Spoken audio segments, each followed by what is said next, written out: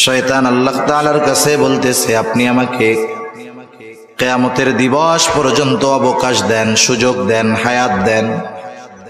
কারণ যেই বনি আদমের কারণে আমার উপরে লানাত, আমার সব আমল বরবাদ হয়ে গেল। ওই বনি আদম দুনিয়ার মধ্যে কিয়ামত পর্যন্ত আবাদ করবে। বনি আদম মানুষের আদি পিতা আদমের সাথে যেহেতু আমার দুশ্মনী, এ দুশ্মনী আদম পর্যন্ত শেষ নয়। আদমের বংশধর যেহেতু কিয়ামত পর্যন্ত দুনিয়ায় থাকবে। আয় আল্লাহ রব্বি আনজিরনি ইলা ইয়াউমি ইউবাসুন, আপনি আমাকেও পুনরুত্থান দিবস পর্যন্ত অবকাশ দিয়ে দেন। ওরা যতদিন থাকবে দুনিয়ায় আমিও থাকতে চাই। এ দুশ্মনী চলবে। এ দুশ্মনী ওর বাবার সাথে শুধু তা নয়, কিয়ামত পর্যন্ত এই আদমের বংশধর দুনিয়ায় থাকবে, সকলের সাথেই আমার দুশ্মনী। এই দুশ্মনী যে আছে শয়তানের সাথে, স্মরণ করিয়েছেন কে?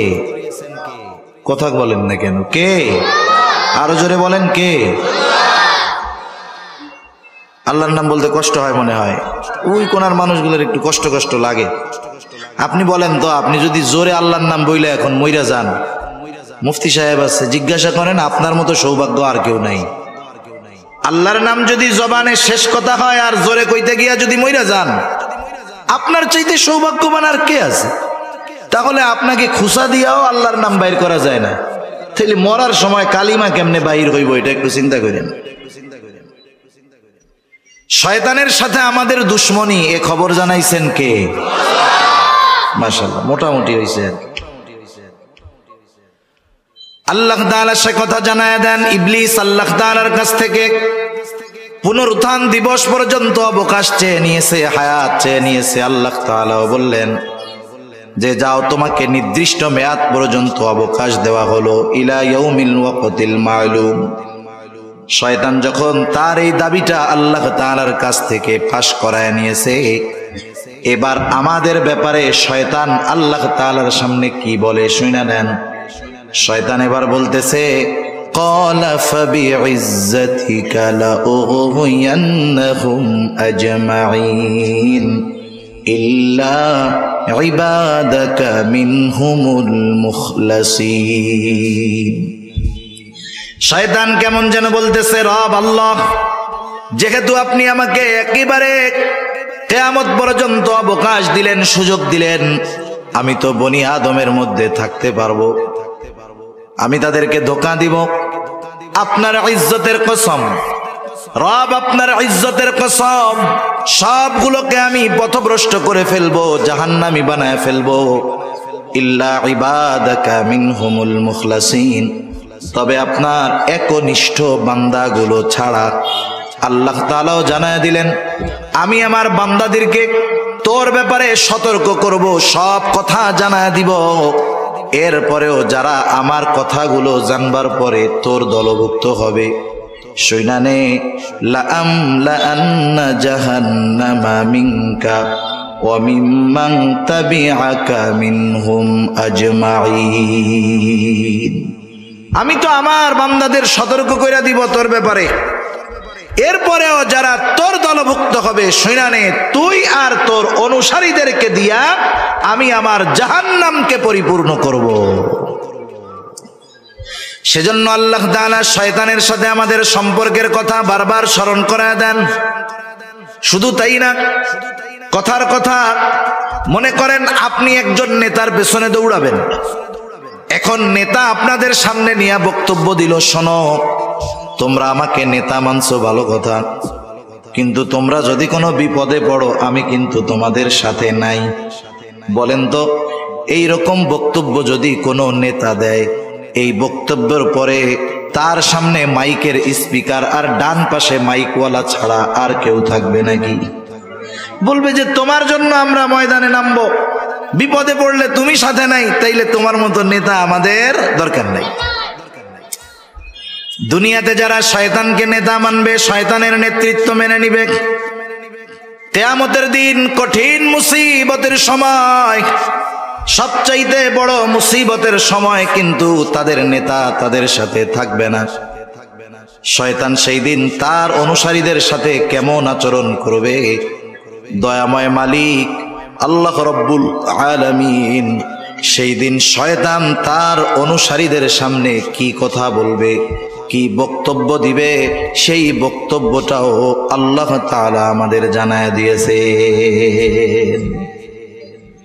আল্লাহ তাআলা কোরআনুল কারীমের মধ্যে বলেন, وقال الشيطان لما قضي الأمر إن الله وعدكم وعد الحق ووعدتكم فأخلفتكم وما كان لي عليكم من سلطان إلا أن دعوتكم فاستجبتم لي فلا تلوموني ولوموا أنفسكم ما أنا بمصرخكم وما أنتم بمصرخي إني كفرت بما أشركتموني من قبل।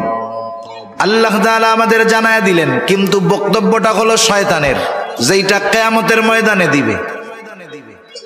আল্লাহ তাআলা আমাদেরকে জানায় দিয়েছেন কত আগে কি করবে সেই দিন শয়তান। আল্লাহ তাআলা বলেন, ওয়াকালা আশ-শাইতানু লাম্মা কুদিয়াল আমর, সব কিছুর যখন চূড়ান্ত ফয়সালা হয়ে যাবে, এইবার শয়তানের দলের অনুসারী যারা, তারা শয়তানকে খুঁজতে থাকবে যে আমাদের তো নিশ্চিত হয়ে গেল জাহান্নাম, কে আমাদের জন্য একটু সুপারিশ করবে।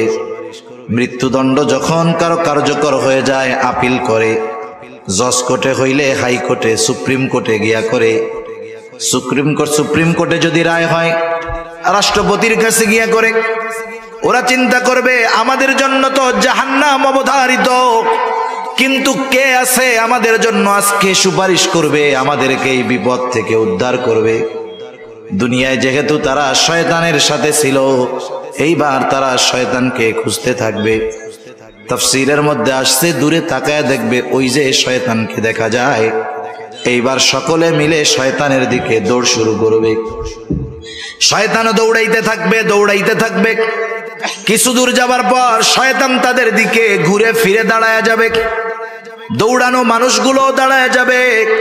চিন্তা করবে এইবার বুঝি শয়তান আমাদেরকে কোনো আশার বাণী শোনাবে, যাতে করে আমরা এই বিপদ থেকে বাঁচতে পারবো। ওই দিন দাঁড়ায়া শয়তান গোটা দুনিয়ার শুরু থেকে নিয়ে শেষ পর্যন্ত তার যত অনুসারী ছিল, তাদের সামনে যেই বক্তব্যটা দিবে আল্লাহ তাআলা সেই বক্তব্যটাই বলতেছেন। শয়তান প্রথমেই বলবে, ইন্নাল্লাহা ওয়া'আদাকুম ওয়া'দাল হক। শয়তান প্রথমেই বলবে, ইন্নাল্লাহা ওয়া'আদাকুম ওয়া'দাল হক, নিশ্চয়ই আল্লাহ তাআলা তোমাদের সাথে যা ওয়াদা করেছেন সব ওয়াদা সত্য। এখন প্রশ্ন হলো, আল্লাহ তাআলা কি ওয়াদা করছেন আমাদের সাথে? আল্লাহ তাআলার যত প্রতিশ্রুতি আছে, যত ওয়াদা আছে, সব ওয়াদা যদি বিশ্লেষণ করা হয় সারমর্ম হয় দুইটা। কয়টা? জোরে বলেন না, কয়টা? এত খুশা কথা কইলাম, এরপরেও আপনাকে দুইবার কওয়া লাগেছে, জোরে বলেন, জোরে বলেন, বলা রাখবে কেন? জিজ্ঞাসা করছি, যেটা নতুন কিছু জিজ্ঞাসা করছি। আগেই বলছি যে আল্লাহ তাআলা যত ওয়াদা দিয়েছেন সব ওয়াদার সারমর্ম দুইটা, এরপরে জিজ্ঞাসা করছি কয়টা। আগে হলো উত্তর বইলা দিছি, এরপরে জিজ্ঞাসা করছি। এরপরেও আপনারা মুখে কুলুপাইটা বসে থাকেন, নাকি কথা বলবেন না নিয়ত করছেন? একটু বললে হয় কি, ছোটবেলায়, এখন তো পোলাপান ঘুমাইতে বলবেন, বলবে যে আমার একটু মোবাইল দাও, গেমস খেলি, নাইলে ঘুম নাই। এটা বলে না এখনকার বাচ্চারা, একটু মোবাইল দাও, একটু কার্টুন দেখাও, নাইলে ঘুমাবো না। আমাদেরও মনে আছে যতটুকু, ছোটবেলায় আমাদের যখন ঘুমাইতে বলতো আমরা বলতাম যে গল্প শোনাও। গল্প কে শোনাবে? দাদা, দাদি, মা, যে কোনো একজন তো শোনাবে। এইবার দাদির কাছে শুইছি, গল্প শুরু করছে। এক দেশে এক রাজা ছিল। আমরা কি কইতাম? রাজার একটা ঘোড়া ছিল, ঘোড়ার দুইটা পাখনা ছিল। এইবার আর হু হা কিচ্ছু হয় না। বলেন তো দাদির গল্প আছে না শেষ? দাদির গল্প চলতো না শেষ? দাদির গল্প চলতো ততক্ষণ, হুহা থাকতো যতক্ষণ। আমি আপনাদের সামনে বলতেছি, আপনারা কি সজাগ আছেন না ঘুমায় আছেন? এই জন্যই জিজ্ঞাসা করি, যে এই প্রশ্নগুলা করি। নতুন কিছু তো আর করি না, আগে উত্তর বলি এরপরে জিজ্ঞাসা করি, অথচ জিজ্ঞাসার কোনো দরকার নাই। বললাম যে সারমর্ম দুইটা শেষ, কিন্তু এরপরে আবার জিজ্ঞাসা করি সারমর্ম কয়টা। আপনাদের জিজ্ঞাসা করার কারণ হলো এই গুরুত্বপূর্ণ কথাটা আপনারা মন দিয়ে শুনছেন কিনা। কিন্তু আমার মনে হচ্ছে যে না, আপনারা শুধু শুনতেছেন কিন্তু বলতে রাজি নেই। একটু কথা বলা যাবে না ইনশাআল্লাহ? আল্লাহ তৌফিক দান করুন। আল্লাহ তাআলা যত ওয়াদা করেছেন সব ওয়াদার সারমর্ম হলো দুইটা। এক নাম্বার হলো ইন্নাল্লাযীনা আমানু ওয়া আমিলুস সলিহাতি লাহুম জান্নাতুন তাজরি মিন তাহতিহাল আনহার। এক নাম্বারটা হইল ঈমান আনো, নেক আমল করো, তোমাদের জন্য রয়েছে এমন জান্নাত যেই জান্নাতের পাদদেশ দিয়ে আছে প্রবাহিত নহর। আল্লাহ তাআলার যত ওয়াদা তার দ্বিতীয়টা হলো ওয়াল্লাযীনা কাফারু ওয়া কাযযাবু বিআয়াতিনা উলাইকা আসহাবুল জাহিম। আল্লাহ তাআলার যত ওয়াদা আছে সব ওয়াদার দ্বিতীয়টা সারমর্ম হলো যারা আল্লাহ তাআলার আয়াত সমূহকে মিথ্যা প্রতিপন্ন করে, আল্লাহ তাআলার নিদর্শন সমূহকে মিথ্যা প্রতিপন্ন করে, আল্লাহর সাথে কুফরি করে, ঈমান আনে না, নেক আমল করে না, তারা হলো আসহাবুল জাহিম। তাদের ঠিকানা হলো জাহান্নাম। এটা হলো আল্লাহ তাআলার সকল ওয়াদার একেবারে সারাংশ, মূল কথা। এই কথাই শয়তান মনে করায় দিবে আল্লাহ তাআলা ওয়াদা দিয়েছিল ঈমান আনো, নেক আমল করো জান্নাত, ঈমান আনো নাই, নেক আমল করো নাই জাহান্নাম। এই ওয়াদাটা আল্লাহ তাআলা দিয়েছিলেন, নিশ্চয়ই আল্লাহ তাআলার এই ওয়াদা সত্য, কোনো সন্দেহ নাই। শয়তান ওই দিন বলবে, শয়তান বলার আগে আল্লাহ তাআলা আমাদের জানায় দিচ্ছে। এইবার শয়তান নিজের প্রতিশ্রুতির ব্যাপারে বলবে। শয়তানও কিন্তু মানুষের দুনিয়ায় প্রতিশ্রুতি দেয়। শয়তান অনেক সময় আমাদের অন্তরের মধ্যে বিভিন্ন কথা ডাইলা দেয়। এইরকম তো আর মানুষের মতো ওয়াজ মাহফিল কইরা শয়তান তার কথাগুলো কইতে পারে না।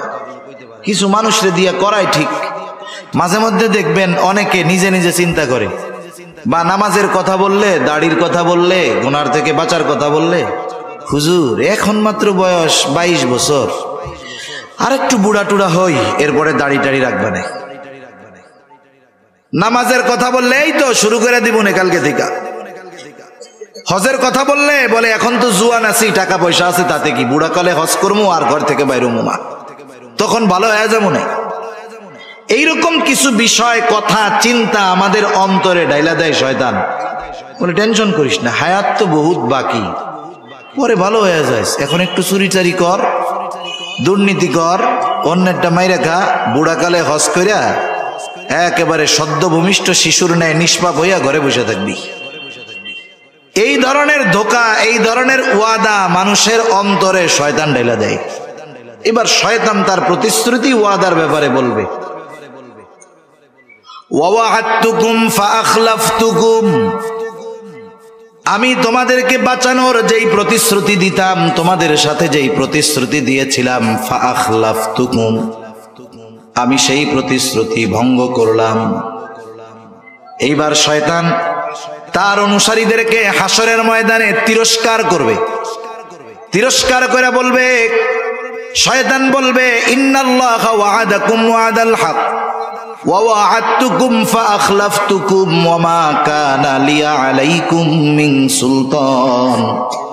শুনা নাও, আমি তোমাদের সাথে যেই প্রতিশ্রুতি দিয়েছিলাম সেটা ভঙ্গ করলাম। আর এটাও শুনা নাও, ওয়া মা কানা লিয়া আলাইকুম মিন সুলতান, তোমাদের উপরে আমার কোনো আধিপত্য ছিল না, ক্ষমতা ছিল না, পাওয়ার ছিল না। তোমাদের উপরে আমার কোনো অধিকার নাই, কোনো ক্ষমতা নাই। কেন নাই? শয়তান কি আমাকে বানাইছে? আমাদের বানাইছে কে? আরো জোরে কে? আল্লাহ হলে আমাদের আল্লাহ হলেন আমাদের খালিক, আল্লাহ আমাদের রব, আল্লাহ আমাদের রাজ্জাক, আল্লাহ আমাদের মালিক। যিনি বানিয়েছেন সমস্ত অধিকার ক্ষমতা আমাদের উপরে তার, ঠিক কিনা বলেন?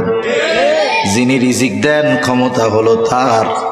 এই জন্য মাঝে মধ্যে দেখবেন অপরিচিত বা দূরের কোনো মানুষ যদি কোনো বিষয়ের আদেশ করে, অধিকার খাটাইতে চায়, তখন ছেলেটা জবাব দেয়, তুমি আমাকে এই কাজ করতে বলতেছো, তুমি কি আমার আব্বু লাগো নাকি? কেন বলে? তার মানে তুমি যেই কথাটা বলছো, যেই অধিকার আমার উপরে প্রয়োগ করতেছো, এটা প্রয়োগ করার ক্ষমতা আমার বাপ রাখে, তুমি না। শয়তানও সেই দিন মনে করায় দিবে, যেহেতু আমি তোমাদের খালিক না, মালিক না, রাজ্জাক না, রব না, সুতরাং আমার তোমাদের উপরে কোনো অধিকার ছিল না, কিন্তু একটা জিনিস আমি করতাম, ইল্লা আন দাউতুকুম ফাস্তাজাবতুম লি, আমি শুধু তোমাদেরকে আমার দিকে ডাকতাম, আর তোমরা সব কিছু বাদ দিয়ে আমার ডাকে সাড়া দিয়ে আমার দিকে ছুটে আসতা। কিছুই দেই নাই তোমাদের, কিন্তু আমি ডাক দিলে তোমাকে আর সহ্য হইতো না। যেমন মনে করেন একটা ছোট বাচ্চা, তার বয়স 13-14 বছর, 14-15 বছরের ছেলে বিকাল বেলায় মাঠে কি করে? ফুটবল খেলে, ক্রিকেট খেলে, তাই না? একদিন ওর বাবা বলতেছে যে শোনো, আজকে আসরের পরে আমার সাথে তুমি বাসায় এই কাজটা করবা। ছেলেটা এবার আব্বার সাথে বাসায় কাজ শুরু করছে। বলেন তো, ছেলেকে দিয়ে কাজ করানোর অধিকার বাবার আছে না নাই? এইবার ছেলেটা বাবার সাথে কাজ করতেছে। রাস্তার পাশেই বাড়ি, বন্ধুরা ব্যাট বল নিয়ে মাঠে খেলতে যাইতেছে। যাওয়ার সময় নিচের থেকে বাড়ির পাশে রাস্তা থেকে ডাক দিছে, রাস্তার সাথে বাড়ি, আব্দুর রহিম, আমরা ব্যাট বল নিয়ে মাঠে গেলাম। এবার আমার একটু বলেন তো, ওই যে ছেলেটা বাবার সাথে কাজ করতেছে, যেই বন্ধুরা তাকে ডাক দিল, বন্ধুরা তাকে 2-4 দিনের ওষুধ কিনে দিছে? কোনোদিন পোশাক কিনে দিছে? দিছে কে? বাপ। কাজ করতেছে কার সাথে? বাবার কাছে সাথে। বলেন তো, বন্ধুর ওই ডাক যখন আব্দুর রহিমের কানে আসবে, আব্বার কাছে মন বসবে? ও কি চিন্তা করবে বন্ধুরা ডাকতেছে, ডাকুক, আমার আব্বা আমার এত কিছু দেয়, আজকে আমি আর খেলতে যাব না? এইবার বন্ধুর আওয়াজ, ডাক কানে আসার সাথে সাথে ওই জায়গায় মন বসবে না, আব্বারে বলবে, আব্বা আমার আর ভালো লাগতেছে না, আমি আর পারবো না, আমি একটু মাঠে যাবো। যেমনে হোক ওই জায়গার থেকে সুইটা বন্ধুদের সাথে খেলতে যাবে, ঠিক কিনা বলেন? শয়তান এইরকমই মনে করায় দিবে, শোনো, আমি কিছুই দেই নাই, কিছুই করি নাই, কোনো অধিকার তোমাদের উপরে নাই, শুধু ডাক দিতাম যে আমার দিকে আসো, তোমরা সব কিছু সাইডা আমার দিকে চলে আসতা। অথচ আমাদের দেশে, গোটা দুনিয়ার মধ্যে মসজিদ গুলাতে দৈনিক 5 বার আজান হয় কি হয় না? এই আজান দেয় মুয়াজ্জিন। আমরা যদি মনে করি মুয়াজ্জিনকে বেতন দিয়ে রেখেছি, মুয়াজ্জিনের কাজ হইল আজান দেওয়া, এটা যদি মনে করি, এটা আমাদের বড় ভুল হবে। মুয়াজ্জিন সে হলো আল্লাহ তাআলার মুখপত্র, প্রেস সচিব, আল্লাহ তাআলার মুখপত্র, প্রেস সচিব। এই জন্য কোন ব্যক্তি যদি ইখলাসের সাথে মুয়াজ্জিনি করে, কিয়ামতের দিন হাদিসের মধ্যে আসছে, আল্লাহ তাআলা তার ঘাড়টাকে লম্বা বানায় দিবে। কিয়ামতের মানুষ বুঝতে পারবে এই ব্যক্তি দুনিয়ার মধ্যে মুয়াজ্জিন ছিল। এখন এই মুয়াজ্জিন আমাদেরকে কার দিকে ডাকে বলেন তো? আল্লাহর দিকে ডাকে। আল্লাহ তাআলা সেই কথা স্মরণ করায় দেন। আল্লাহ তাআলা বলেন, ওমান আহসানু কওলাম মিম্মান দাআ ইলাল্লাহ, তার চাইতে উত্তম আহ্বানকারী আর কে আছে যে মানুষকে আল্লাহর দিকে ডাকে? মুয়াজ্জিন দৈনিক 5 বার আজান দেওয়ার মাধ্যমে আমাদেরকে আল্লাহর ঘরের দিকে ডাকে। আজান যখন দেয় আমরা বুঝি আমাদেরকে যেতে হবে কার ঘরে? আরো জোরে বলেন না, কার ঘরে? বলেন তো, কারো ঘরে কারো অনুমতি ছাড়া ঢোকা জায়েজ আছে নাকি? ওয়াজ খালি আমরা শুনি, কিন্তু ওয়াজ নিয়ে ফিকির করি না, চিন্তা করি না। ঘর হলো আল্লাহর, ডাকতেছে মুয়াজ্জিন, তার মানে মুয়াজ্জিনকে আল্লাহর ঘরে ডাকার অনুমতি আল্লাহ তাআলা দিবেন, ঠিক কিনা বলেন? তাহলে যদি সহজ কথায় বলি, এই ডাকটা মূলত মুয়াজ্জিনের না, ডাকটা কার? আপনার কাছে আপনার এলাকার সম্মানিত চেয়ারম্যান সাহেব অথবা এমপি সাহেব একজন লোক পাঠায় বলছে যে ভাই এমপি সাহেব আপনাকে ডাকছে, আমাকে ডাকতে বলছে। বলেন তো ওই লোকটা যত ছোট হোক, সামাজিকভাবে তার যত সম্মান কম হোক না কেন, আমি আপনি যদি ওই লোকের কথাটাকে ফিরায় দেই, তার কথা ফেরানো হবে না, বরং এমপি সাহেবের কথা ফিরায়া দেওয়া হবে। মুয়াজ্জিন সে যে হয় হোক, ডাকতেছে আল্লাহর দিকে, আল্লাহর আদেশে সে ডাকতেছে। এখন চিন্তা করেন আল্লাহ তাআলার এই আহ্বান, আল্লাহ তাআলার এই দাওয়াত যে বান্দা আমার ঘরে আসো, আমার ঘরে আসো, নামাজ পড়ো, নামাজের মধ্যে কল্যাণ। শয়তান সেই দিন মনে করায় দিবে আমি ডাক দেওয়ার সাথে সাথে সব থইয়া চইলা আসছো, কিন্তু আল্লাহ তাআলা দৈনিক তোমারে 5 বার তার ঘরে দাওয়াত দিছে, যাও নাই। ইল্লা আন দাউতুকুম ফাস্তাজাবতুম লি, যেই আল্লাহ তোমারে খাওয়াইছে, যেই আল্লাহ তোমাকে বানিয়েছে, যেই আল্লাহ তোমার রব, তার ডাকে সাড়া না দিয়া আমার ডাক শুইনা চইলা আসছো। তোমার মতো নাফরমান আর কেউ নাই। তোমার এই পরিণতি যে হয়েছে, এই জন্য তুমি আমারে বকা দিও না। ফালা তালুমুনি ওয়ালুমু আনফুসাকুম, আমাকে তিরস্কার কইরো না, আমারে ভৎসনা কইরো না। তোমরা নিজেরা নিজেদেরকে তিরস্কার করো, ভৎসনা করো। আর শুনা নাও, আজকের এই দিনে মা আনা বিমুসরিখিকুম ওয়া মা আনতুম বিমুসরিখিয়া, আমি নিজের জন্য কিছু করতে পারবো না, তোমাদের জন্য কিছু করতে পারবো না। সাথে সাথে এটাও জেনে নাও, ইন্নী কাফারতু বিমা আশরাকতুমুনি মিন ক্বাবল। কিয়ামতের দিন শয়তান তার অনুসারীদের সাথে এই বক্তব্য দিয়ে সম্পর্ক ছিন্ন করবে। এটা যে করবে এ ব্যাপারে কোনো সন্দেহ আছে? না থাকার কারণ এই বক্তব্যটা আমাদের যিনি জানিয়েছেন তিনি কে? এখন বলেন, এত সুস্পষ্টভাবে দুশ্মনের পরিচয় বলে দেওয়ার পরেও, দুশ্মনের মিশন কর্মপন্থা সব কিছু বলে দেওয়ার পরেও কেউ যদি আল্লাহর আহ্বানে সাড়া না দিয়ে, শয়তানের ডাকে সাড়া দিয়ে পরকালে ক্ষতিগ্রস্ত হয়, পাপে লিপ্ত হয়, বলেন তো এর মতো জালেম দুনিয়ায় আর কেউ আছে? এজন্যই আল্লাহ তাআলা এর পরপর বলেন, ইন্নায যালিমিনা লাহুম আযাবুন আলীম, নিশ্চয়ই জালেমদের জন্য কঠিন শাস্তি আল্লাহ তাআলা প্রস্তুত করে রাখছেন। সব কথার মূল কথা, শয়তানের দলের লোক যারা, এরা যে ক্ষতিগ্রস্ত হবে সে কথাই আল্লাহ তাআলা বলেন, উলাইকা হিজবুশ শাইতান আলা ইন্না হিজবাশ শাইতানি হুমুল খাসিরুন। আল্লাহ তাআলা বলেন, শয়তান যাদের ঘাড়ের উপরে চেপে বসেছে, আমি আল্লাহর স্মরণ থেকে যাদেরকে গাফেল বানায় দিয়েছে, ওই মানুষগুলোই হলো শয়তানের দলের লোক। আর যারা শয়তানের দলের লোক তারা হলো ক্ষতিগ্রস্ত। ক্ষতিগ্রস্ত যখন আল্লাহ তাআলা বলেন এর দ্বারা জানমালের ক্ষতি হবে, বিষয়টা এমন নয়, বরং সে ক্ষতিগ্রস্ত হবে কেমনে? এই ক্ষতি হবে অনন্তকালের জাহান্নামের বাসিন্দা হওয়ার মাধ্যমে। সেজন্য আল্লাহ তাআলা আমাদের শয়তানের দল হওয়া থেকে বেঁচে থাকার তৌফিক দান করুন, জোরে বলি আমিন। তাহলে দুনিয়াতে দল কয়টা?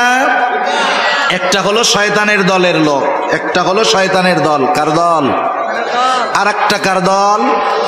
আমরা কার দলের লোক হব? আদুজে করে বলি নারায়ে তাকবীর, নারায়ে তাকবীর, মাশাআল্লাহ, হাত নামাই।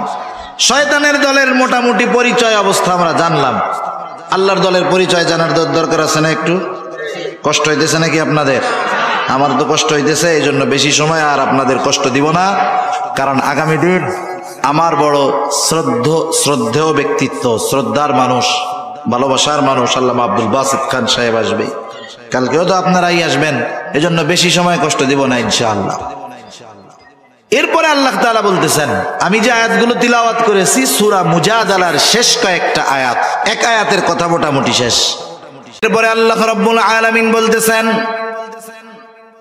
ইন্নাল্লাযীনা ইউহাদ্দুনাল্লাহা ওয়া রাসূলাহু উলাইকা ফিল আযাল্লিন।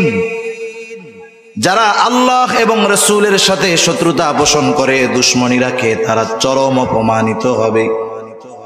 এরপরেই আল্লাহ তাআলা তার দলের লোকদের হালত অবস্থা কি হবে সেই ঘোষণা দেন।